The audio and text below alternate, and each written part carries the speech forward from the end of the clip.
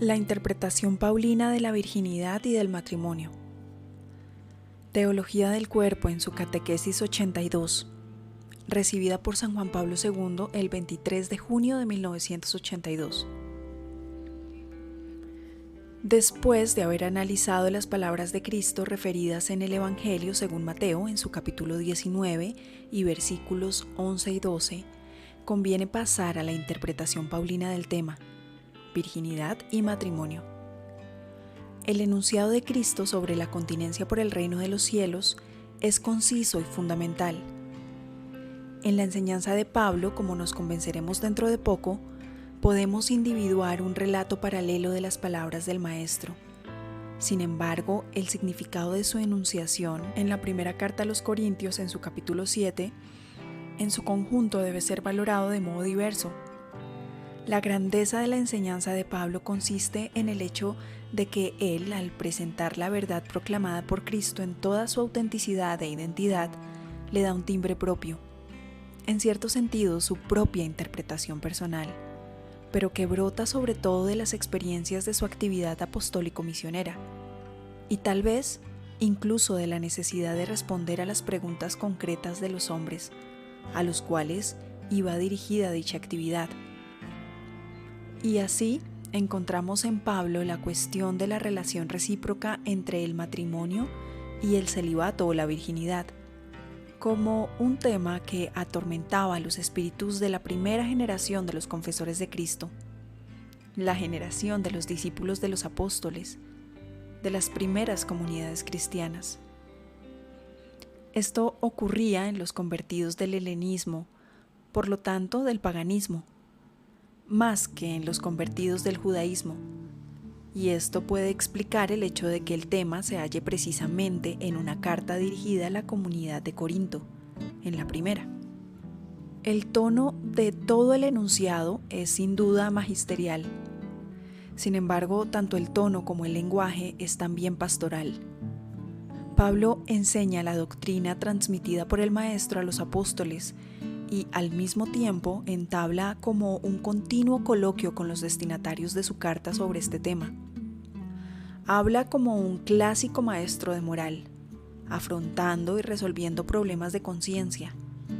Por eso, a los moralistas les gusta dirigirse con referencia a las aclaraciones y a las deliberaciones de esta primera carta a los Corintios, capítulo 7. Hay que recordar, no obstante, que la base última de tales deliberaciones debe buscarse en la vida y en la enseñanza de Cristo mismo.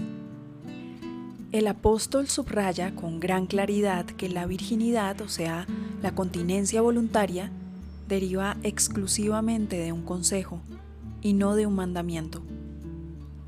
Dice la primera carta a los Corintios en su capítulo 7, versículo 25. Acerca de las vírgenes no tengo precepto del Señor, pero puedo daros consejo. Pablo da este consejo, como quien ha obtenido del Señor la gracia de ser fiel. Como se ve por las palabras citadas, el apóstol distingue, lo mismo que en el Evangelio de Mateo 19, del 11 al 12, entre consejo y mandamiento. Él, sobre la base de la regla doctrinal de la comprensión de la enseñanza proclamada, quiere aconsejar, desea dar consejos personales a los hombres que se dirigen a él. Así pues, en la primera carta a los Corintios, en su capítulo 7, el consejo tiene claramente dos significados diversos. El autor afirma que la virginidad es un consejo y no un mandamiento, y da consejos al mismo tiempo tanto a las personas casadas como a quienes han de tomar una decisión al respecto, y, en fin, a los que se hallan en estado de viudez. La problemática es sustancialmente igual a la que encontramos en el enunciado de Cristo transmitido por San Mateo, en su capítulo 19 del 2 al 12. Primero sobre el matrimonio y su indisolubilidad, y luego sobre la continencia voluntaria por el reino de los cielos. Sin embargo, el estilo de esta problemática es completamente suyo, es de Pablo. Si alguno estima indecoroso para su hija doncella dejar pasar la flor de la edad y que debe casarla, haga lo que quiera, no peca, que la case. Pero el que firme en su corazón, no necesitado sino libre y de voluntad, determina guardar virgen a su hija, hace mejor. Quien pues casa a su hija doncella hace bien, y quien no la casa hace mejor. Primera de Corintios 7 del 36 al 38. La persona que le había pedido consejo pudo ser un joven que se encontraba ante la decisión de casarse, o quizá un recién casado, que, ante corrientes ascéticas existentes en Corinto, reflexionaba sobre la línea a seguir en su matrimonio. Pudo ser también un padre o el tutor de una muchacha que le había planteado el problema del matrimonio de ésta. En este caso, se trataría directamente de la decisión que deriva de sus derechos tutelares, pues Pablo escribe en unos tiempos en que decisiones de esta índole pertenecían más a los padres o tutores que a los mismos jóvenes. Por tanto, al responder a la pregunta planteada de este modo, Pablo trata de explicar con suma precisión que la decisión sobre la continencia, o sea, la decisión sobre la vida en virginidad, debe ser voluntaria, y que solo una continencia así es mejor que el matrimonio.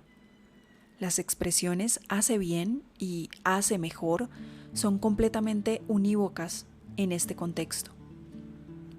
Ahora bien, el apóstol enseña que la virginidad, es decir, la continencia voluntaria, el que una joven se abstenga del matrimonio, deriva exclusivamente de un consejo, y es mejor que el matrimonio si se dan las oportunas condiciones.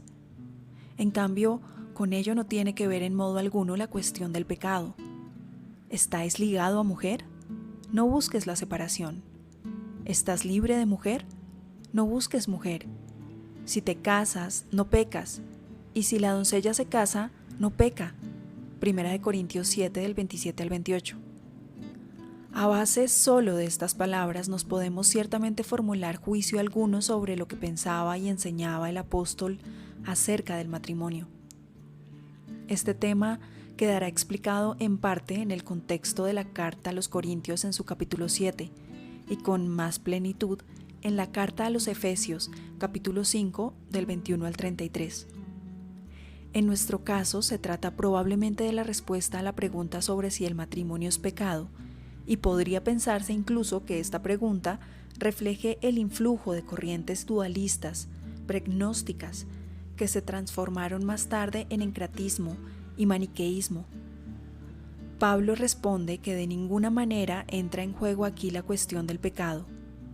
No se trata del discernimiento entre bien y mal, sino solamente entre bien y mejor. A continuación pasa a motivar por qué quien elige el matrimonio hace bien, y quien elige la virginidad, o sea, la continencia voluntaria, hace mejor. De la argumentación paulina nos ocuparemos en nuestra próxima reflexión.